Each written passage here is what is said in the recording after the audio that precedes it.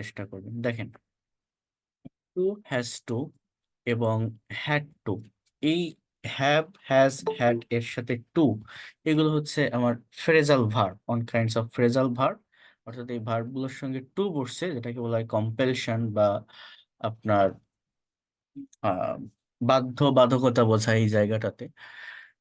তো প্রেজেন্ট টেন্সে আমরা হ্যাভ এবং হ্যাজ ব্যবহার করি। সাবজেক্ট যদি থার্ড পার্সন সিঙ্গুলার নাম্বার হয়, অর্থাৎ হি, শি, ইট বা কোনো সিঙ্গেল নাম থাকে, তাহলে হ্যাজ বসে, আদারওয়াইজ হ্যাভ বসে। আর পাস্ট টেন্সের ক্ষেত্রে আমার যে সাবজেক্টই হোক না কেন, হ্যাড বসে। এবং এদের বাংলা অর্থ বা এদের মিনিংটা কেমন? হ্যাভ টু বা হ্যাজ টু এর মানে হচ্ছে কাউকে কোনো কাজ বাধ্যতামূলকভাবে করতে হবে। হ্যাভ টু এবং হ্যাজ টু এর মানে হচ্ছে করতে হবে, এবং হ্যাড টু এর বাংলা অর্থ হচ্ছে করতে হয়েছিল। হ্যাড টু যেটা, এটার বাংলা অর্থ হচ্ছে কোন একটা কাজ কাউকে করতে হয়েছিল। আবারও বলছি, হ্যাড টু মানে করতে হয়েছিল, হ্যাভ টু এবং হ্যাজ টু মানে করতে হবে। এবং এইগুলো দিয়ে আপনি যখন নেগেটিভ করবেন, আমরা অনেকে হ্যাভ নট টু বা হ্যাজ নট টু দেই, বাট মডার্ন গ্রামার অনুযায়ী এটা হয় না। আমাদের কিন্তু প্রেজেন্ট ইনডিফিনিট টেন্স এবং পাস্ট ইনডিফিনিট টেন্সের সেন্টেন্সগুলোকে যেভাবে নেগেটিভ করতে হয় ডু, ডাজ, ডিড ব্যবহার করে, এই সেন্টেন্সগুলো আপনি যখন নেগেটিভ বা ইন্ট্রোগেটিভ করবেন, এটার ব্যবহার করতে হবে। তো দেখেন, I have to go there, আমার সেখানে যেতে হবে, subject I, then have to, semi modal auxiliary verb, then go, ভার্বের present form. He has to do the work, তার কাজটি করতে হবে, এখানে কি হবে? এটা তার। হ্যাঁ। They have to read a book, তাদের বই পড়তে হবে। Mita has to come here at night, মিতাকে আজ রাতে এখানে আসতে হবে। সো হি বা মিতা, এটা হচ্ছে third person singular number subject, এই জন্য হ্যাজ বসেছে। অন্য জায়গাগুলোতে আমার কি বসে? Have. Zakir has to catch fish, জাকিরকে মাছ ধরতে হয়েছিল। Ratan has to go to London, রতনকে লন্ডনে যেতে হবে। রতনকে লন্ডনে যেতে হবে, Ratan has to go to London. বোঝার ট্রাই করেন তাহলে, হ্যাভ টু বা হ্যাজ টু এর মানে হচ্ছে কাউকে কোনো কাজ করতে হবে। এর বাংলা অর্থটা কি? কাউকে কোনো কাজ করতে হবে। এখন দেখেন, আরেকটু বোঝার ট্রাই করেন। আমার এই সেন্টেন্সগুলো, আবারও বলছি, আপনি যখন নেগেটিভ করবেন বা ইন্ট্রোগেটিভ করবেন, তখন ওই হ্যাভ নট এগুলো দিলে যে ভুল হয় এরকম না। Have not, has not, had not, কিন্তু এটা এনসিয়েন্ট বা ওল্ড ইংলিশ গ্রামারের এটার ব্যবহার হতো। মডার্ন ইংলিশ গ্রামারে কিন্তু এদের ব্যবহার হয় না। Have not to, has not to, এদের ব্যবহার হয় না। মডার্ন গ্রামার অনুযায়ী do not, does not, did not এর ব্যবহার করে করতে হয়। কারণটা হচ্ছে, আমার এই যে জায়গাটা একটু যদি বোঝার ট্রাই করেন, মূলত হ্যাভ টুটা এখানে কিন্তু একটা অর্থ, একটা মেজর রোল প্লে করছে এই ভার্বটা। এই জন্য আমি এইটার, আমরা প্রেজেন্ট ইনডিফিনিট টেন্সের সেন্টেন্সকে নেগেটিভ বা ইন্টারোগেটিভ করার জন্য কিন্তু এই ডু নট বা ডাজ নট এর ব্যবহার করি। তো এখানেও সেটা আমাদের করতে হবে। আমাকে সেখানে যেতে হবে না, you can say I have not to go there, but if you say that I don't have to go there, it will be far better or appropriate use of practical English grammar. Okay. এরপর দেখেন, আরেকটা যে বিষয় আসে সেটা হচ্ছে, just try to understand here, আমাকে কাজটি করতে হবে না, I have not to do the work or I don't have to do the work. জাকিরকে মাছ ধরতে হবে না, এই জায়গাটায় আমরা অনেকেই ভুল করি। যেমন দেখেন, Zakir has not two catch fish, Zakir doesn't have to catch fish. এই ডাজেন্ট হ্যাভ কেন বসে, অনেকে এই বিষয়টা বুঝতে পারে না। আপনাকে আমি আবারও বলছি, প্রেজেন্ট ইনডিফিনিট টেন্সের সেন্টেন্সে সাবজেক্ট যদি থার্ড পার্সন সিঙ্গুলার নাম্বার হয়, তাহলে ভার্বের সাথে এস বা ইয়েস হয়। যেমন আই গো টু স্কুল, কিন্তু সাবজেক্ট যদি হি হয় বা রহিম হয়, তখন হয় হি গোস টু স্কুল। বাট এবং এই সেন্টেন্সগুলো যখন আপনি নেগেটিভ বা ইন্ট্রোগেটিভ করবেন, তখন কিন্তু আপনার ডু এর পরিবর্তে ডাজ বসাতে হয়। আর ডাজ যখন বসানো হয়, মেইন ভার্বটা কিন্তু প্রেজেন্ট ফর্মে চলে আসে, মেইন ভার্বের সাথে ওই যে এস বা ইএস ওইটা থাকে না। অর্থাৎ আমি যদি বলি সে স্কুলে যায় না, he does not go to school, তার মানে সে স্কুলে যায়, হি গোস টু স্কুল। সে যায় না, he does not go to school. কি বললাম? Does not go. এটা কিন্তু আমাদের মূলত হয়ে থাকে, আপনাদের একটু বুঝতে হবে। এখন এই হ্যাভ হ্যাজ এর ভিতরে দেখেন, একটা ভার্বের টোটাল 5টা ফর্ম থাকে: V one, V two, V three, V four, V five. এই গোস হচ্ছে V5 বা ভার্বের থার্ড পারসন ফর্ম। সো এই হ্যাভ হ্যাজ এর ভিতরে আমরা অনেকে বলি হ্যাভ হ্যাজ হ্যাড ভার্বের ফর্ম, কিন্তু না, আমার হ্যাভ প্রেজেন্ট ফর্মের ভার্ব, হ্যাড পাস্ট ফর্ম, আবার হ্যাড হচ্ছে পাস্ট পার্টিসিপল ফর্ম, অর্থাৎ হ্যাভ হ্যাড হ্যাড, এবং present participle form having, past participle form কি আমার হ্যাড। এটা তো আমি বললাম। আর থার্ড পারসন ফর্ম হচ্ছে মূলত হ্যাজ। তো subject third person singular number হলে ভার্বের সাথে এস বা ইএস হয়, এটা সব ভার্বে না, মূলত এখানে ভার্বের থার্ড পারসন ফর্ম বসে, বাট মোস্ট অফ দ্য ভার্বেরই আমার এই এস ইএস যুক্ত হয় বলে আমরা এইটা বলি। তো এই হ্যাবের সাথে তো হ্যাপস বলা যায় না, এটা ভার্বের কোনো ফর্ম না যে আমি হ্যাবের সাথে এস বসাবো সাবজেক্ট থার্ড পারসন থাকার কারণে। এই জন্য হ্যাবের থার্ড পারসন ফর্ম হচ্ছে হ্যাজ।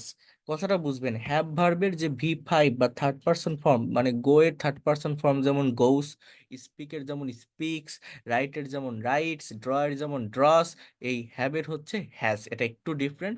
এবং যখন আমি subject third person singular number হয় হ্যাজ বসাই, বাট নেগেটিভ করতে গেলে আমার নিয়ম হচ্ছে ডাজ বসাতে হবে। তো ডাজ বসালে ওই হ্যাজ আর থাকবে না, ওইটা কিন্তু প্রেজেন্ট ফর্মে চলে আসবে। তো হ্যাজ হচ্ছে থার্ড পারসন ফর্ম অর্থাৎ V5, এবং হ্যাজের প্রেজেন্ট ফর্ম হচ্ছে V1, হ্যাভ। অর্থাৎ ডাজ বসালে আমার দুটো থার্ড পারসন ফর্ম কখনো একসাথে বসতে পারে না। ডু এর V5 কিন্তু ডাজ, আবার do did done doing does, V5 যেটা ডু এর থার্ড পারসন ডাজ। তো হ্যাজও আবার থার্ড পারসন, তো এই জন্য পরপর দুটো থার্ড পারসন কখনো বসে না। যেমন ওই যে বললাম he doesn't go to school, goes আর হয় না কিন্তু, তো ডাজ বসালে ওই হ্যাজ আর থাকবে না, ওইটা হ্যাভ হয়ে যায়। এই জন্য দেখেন Zakir doesn't have to catch fish, জাকিরকে মাছ ধরতে হবে না। রতনকে লন্ডনে যেতে হবে না, Ratan has not to go to London, আর Ratan doesn't have to go to London, does not have to go to London. এরপর দেখেন এই সেন্টেন্সগুলোকে কিভাবে আমরা ইন্ট্রোগেটিভ এবং নেগেটিভ ইন্ট্রোগেটিভ করব। যখন আপনি ইন্ট্রোগেটিভ বা নেগেটিভ ইন্ট্রোগেটিভ করবেন, এই ডু ডাজ কে সামনে আনবেন বা ডু নট ডাজ নট কে বসাবেন। যেমন করিমকে কি আজ লন্ডনে যেতে হবে, does Karim have to go to London today. কি বললাম, does Karim have to go to London today. তোমার কি এখন স্কুলে যেতে হবে, do you have to go to school now, do you have to go to school now. রুমার কি আজ রান্না করতে হবে, does Ruma have to cook today, does Ruma have to cook today. রুমার কি আজ রান্না করতে হবে, does Ruma have to cook today. Subject third person হলে ডাজ বসা, ডাজ বসলে কিন্তু হ্যাজ থাকে না। যেমন রুমার কি আজ স্কুলে যেতে হবে না, doesn't Ruma have to go to school today. আমি যদি বলতাম রুমার আজ স্কুলে যেতে হবে, তখন কিন্তু এরকম হতো Ruma has to go to school today. কিন্তু যখন আমি নেগেটিভ ইন্ট্রোগেটিভ বা নেগেটিভ ইন্ট্রোগেটিভ করবো, আমার ডাজ বসাতে হয়। আর ডাজ বসানো মানে হ্যাজ থাকবে না, ওটা হ্যাভ হয়ে যাবে, অর্থাৎ প্রেজেন্ট ফর্মে চলে আসবে ভার্বের থার্ড পারসন ফর্ম থেকে। তোমার কি আজ রাতে বই পড়তে হবে না, don't you have to read a book tonight, don't you have to read a book tonight. জাকিরকে কি আজ মাছ ধরতে হবে না, doesn't Zakir have to catch fish today, doesn't Zakir have to catch fish today. জাকিরকে কি আজ মাছ ধরতে হবে না। এরপর একটু বোঝার ট্রাই করেন এগুলো দিয়ে আমরা কিভাবে সেন্টেন্স তৈরি করছি। ইউ হ্যাভ টু একটা সেন্টেন্সকে কতভাবে ভাঙা যায় সেটা একটু দেখেন। You have to practise English every day, তোমাকে প্রতিদিন ইংরেজি অনুশীলন করতে হবে। You don't have to practise English every day, তোমাকে প্রতিদিন ইংরেজি অনুশীলন করতে হবে না। Do you have to practise English every day, তোমাকে কি প্রতিদিন ইংরেজি অনুশীলন করতে হবে। Don't you have to practise English every day, তোমার কি প্রতিদিন ইংরেজি অনুশীলন করতে হবে না। When do you have to practise English every day, তোমার কখন ইংরেজি অনুশীলন করতে হবে। Why do you have to practise English every day, তোমার কেন প্রতিদিন ইংরেজি অনুশীলন করতে হবে। কি লেখা আছে লাস্টেরটা, why. Why do you have to practise English every day, তোমার কেন ইংরেজি প্র্যাকটিস করতে হবে।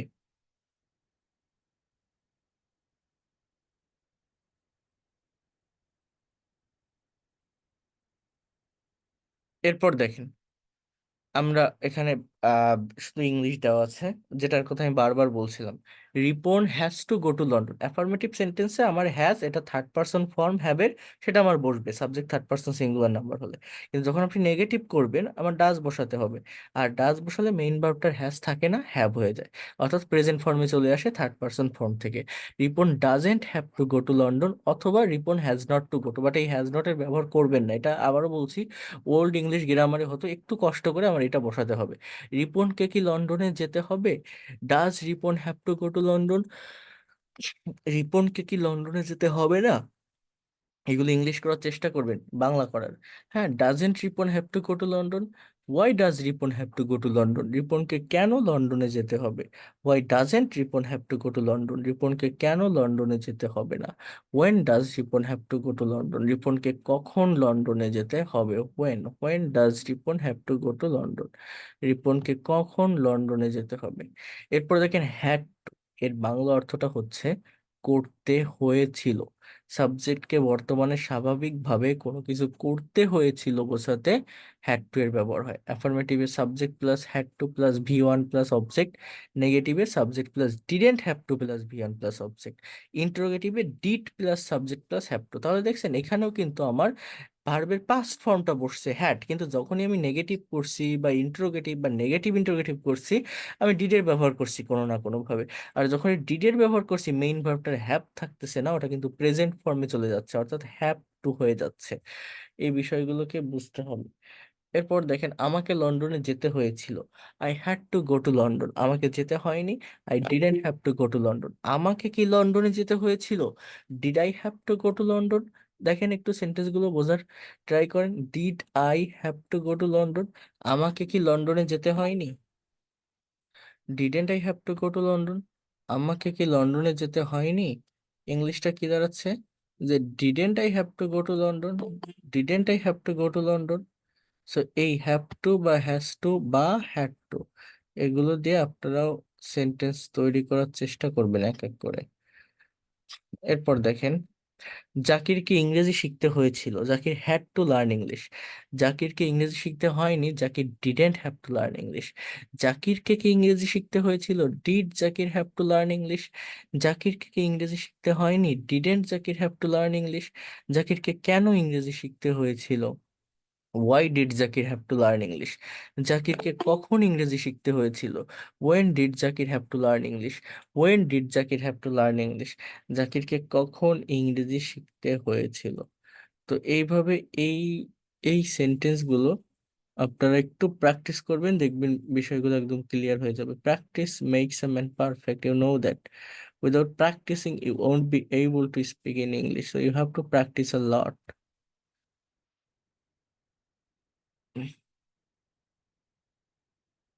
ওকে, এবার আমরা আরেকটা ভার্বের একটু ব্যবহার দেখব, সেটা হচ্ছে উড লাইক টু। দেখেন এটাও কিন্তু একটা phrasal verb, semi modal auxiliary ভার্বের কাজ করে।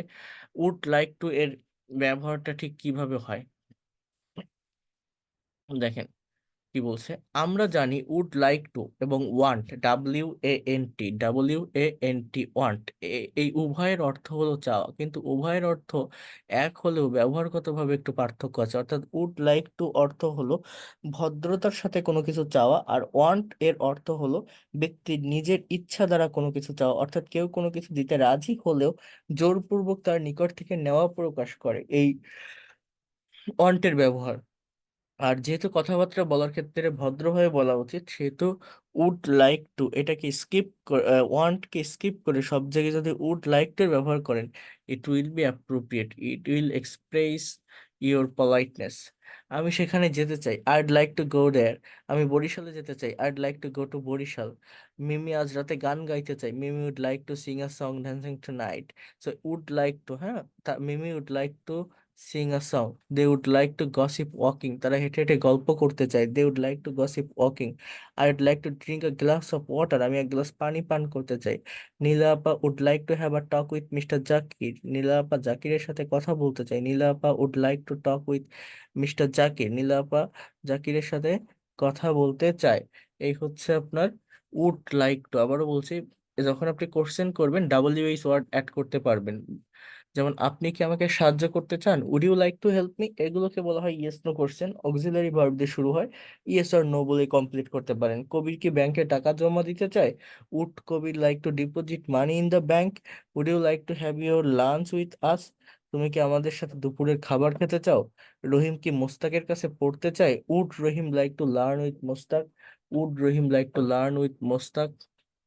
এরপর যদি WH ওয়ার্ড অ্যাড করেন, বোঝার ট্রাই করেন, তখন আপনার এরকম সেন্টেন্স আপনি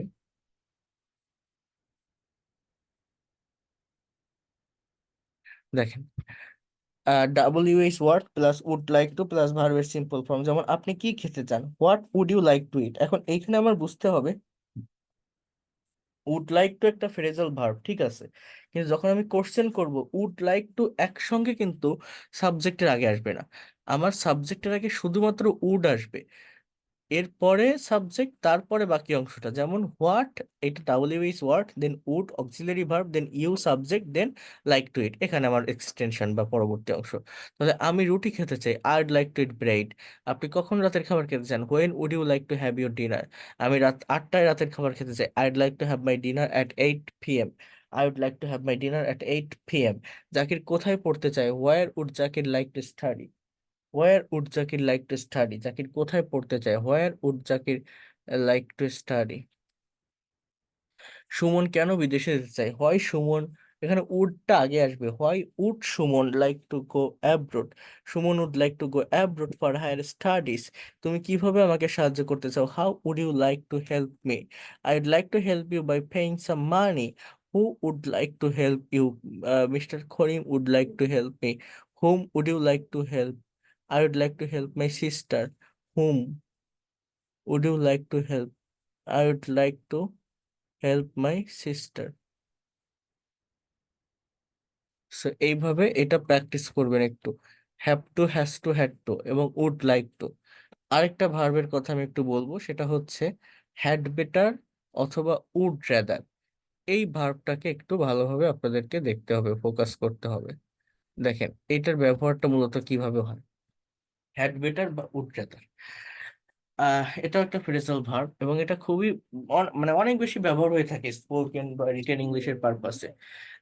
যেমন দেখেন আমরা যখন একে অন্যের মধ্যে কথাবার্তা বলি তখন একজন আরেকজনকে বিভিন্ন উপদেশ দিয়ে থাকি, যেমন তুমি বরং এই কাজটি করো, তুমি বরং আজ থাকো, তোমার বরং আজ যাওয়া ভালো, হ্যাঁ, তুমি আজ নাই বা গেলে।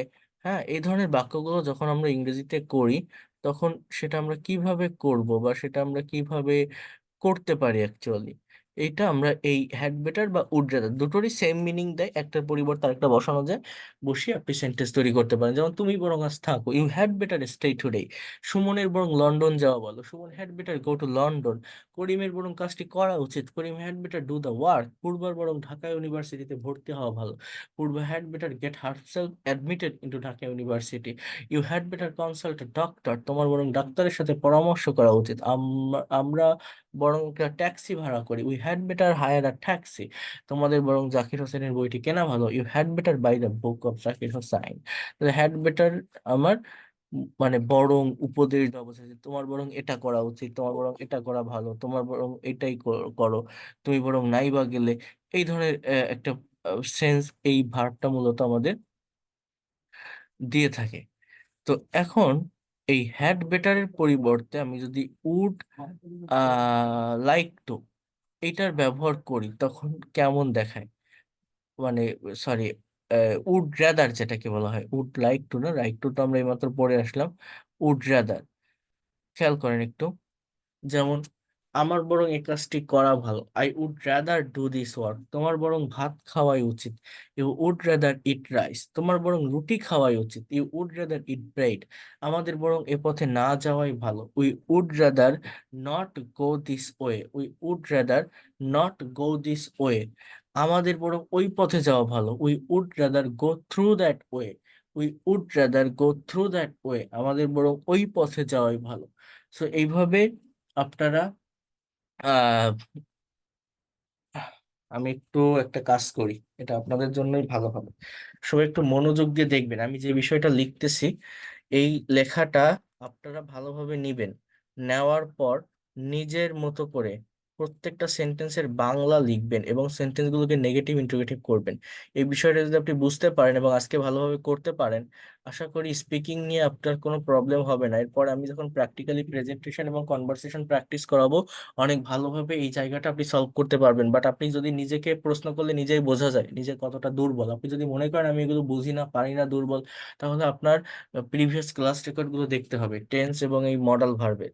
তো আমি একটু কয়টা সেন্টেন্স আপনাদের লিখে দেখাই, তাহলে আপনাদের বুঝতে সুবিধা হবে। এই যে এত দিন ধরে যে আলোচনাগুলো করলাম সেই আলোচনাগুলোকে আমি একবারে একটু দেখাচ্ছি এবং আপনাদের নেক্সট ক্লাসের কাজ থাকবে এইগুলোকে আমি বলে দিচ্ছি, একটু ওয়েট করেন, আগে আমি লিখি এগুলোর বাংলা অর্থ বের করা এবং নেগেটিভ ইন্টারোগেটিভ এগুলো আপনার করতে হবে। তো সবাই একটু মনোযোগ দিয়ে বোঝার ট্রাই করবেন, আমি ভালোভাবে দেখাচ্ছি। মনে করেন আমি যদি এরকম একটা সেন্টেন্স বলি যে হি ড্রাইভস এ কার,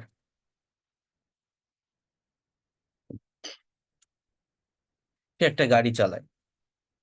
এবার হি কথাটা একটু বুঝবেন, আমি যদি এরকম একটা সেন্টেন্স বলি যে হি ড্রোভ এ কার, সে একটা গাড়ি চালিয়েছিল, হি ড্রোভ এ কার, সে একটা গাড়ি চালিয়েছিল। এবার আমি যদি বলি he will drive a car, সে একটা গাড়ি চালাবে, তিনটা ইনডিফিনিট টেন্স কিন্তু এই শেষ।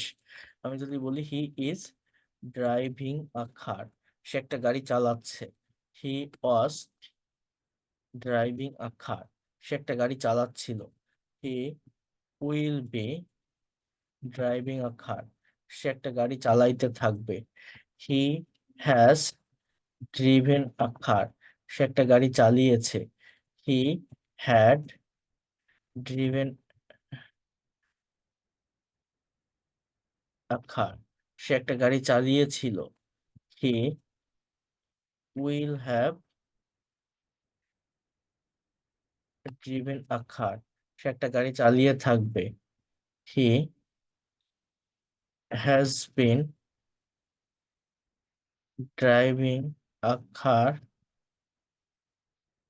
Since morning, he had been driving a car since 2000 2014, he will have been driving car after doing the sum, অঙ্কটা করার পর সে গাড়ি চালাইতে থাকবে, he can, এই টেন্স আমার শেষ, drive a car, he could drive a car, he should drive a car, he must drive a car, he used to or he would drive a car, can, could, must, he should, he must, he may drive a car, সে গাড়ি চালাতেও পারে, সম্ভাবনা অর্থে বোঝায়, মেয়ের পরিবর্তে he might drive a car। এই হচ্ছে আমার can, could, may, might, shall, should, will, would, need to, dare to, হ্যাঁ, he need to drive a car, তার গাড়ি চালানো দরকার, he dare to drive a car, সে গাড়ি চালাতে সাহস দেখায় বা সাহস পায়, হ্যাঁ, সে গাড়ি চালানোর সাহস দেখায়, বাংলা অর্থটা এরকম। এবার দেখেন he is to drive a car, তাকে গাড়ি চালাতে হয়, হি ওয়াজ টু, এই গত 2 দিন ধরে এইগুলোই পড়াচ্ছি, ড্রাইভ আ কার, তাকে গাড়ি চালাতে হয়েছিল, he is suppose to, he is suppose to drive a car, তার গাড়ি চালানোর কথা, he is suppose to drive a car, he has to drive a car, তাকে গাড়ি চালাতে হবে, he had to drive a car, তাকে গাড়ি চালাতে হয়েছিল। এখন টোটাল কয়টা সেন্টেন্স এখানে আছে আপনি যদি একটু গণনা করেন তাহলে বুঝতে পারবেন, এখানে টোটাল সেন্টেন্স আছে আপনার কয়টা, ওঠে না কেন?